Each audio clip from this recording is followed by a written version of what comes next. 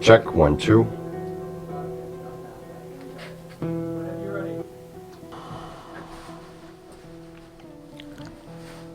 One, two, three.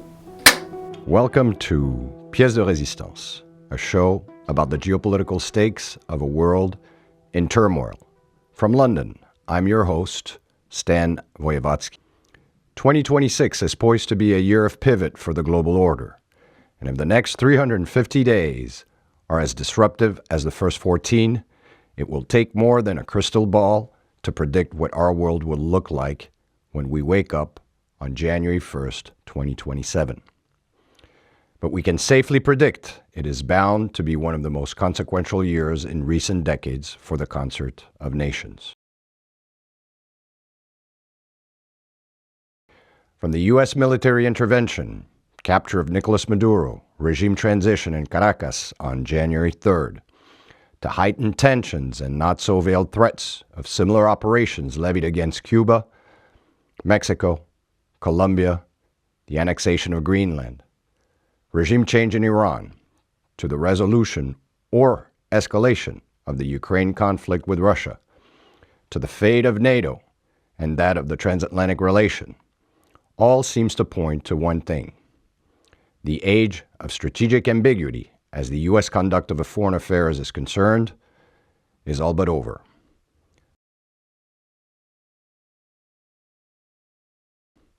The madman doctrine, which Kissinger associated with Nixon's conduct of foreign policy, including to pressure North Vietnam on a resolution of the conflict, will from now on be associated with President Trump.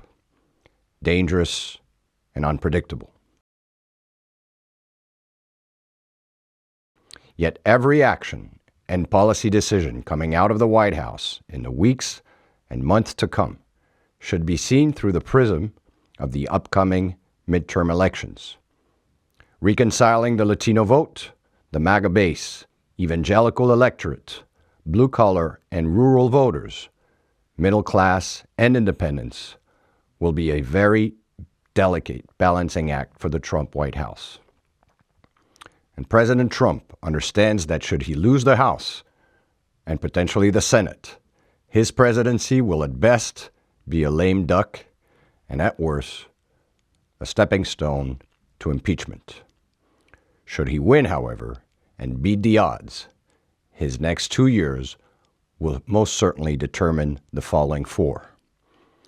The stakes couldn't be higher.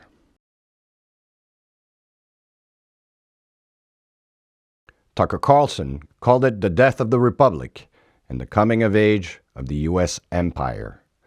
I challenged that assumption in a recent post on our X account. I prefer to call this phase in the American political experience as the age of Caesarism, to quote Howard Spengler in his 1918 book, Decline of the West, an era where voters have all but lost faith in their political establishment and the institutions which they deem plutocratic and corrupt. They choose to elect an authoritarian populist leader with a military penchant that appeals to their fears and frustrations, points to the existing political system as responsible for their problems, and proceeds with burning down the House. Howard Spengler says this phase signals the twilight of the Republic.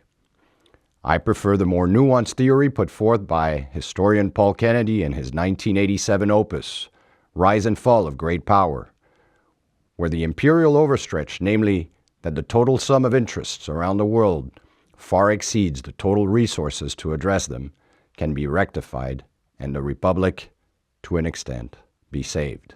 Pièce de Résistance, through its geopolitical analysis and the subject matter experts and global leaders who will be invited on the show this year, will attempt to try and make sense of the world around us. Thank you for tuning in to cette pièce de résistance.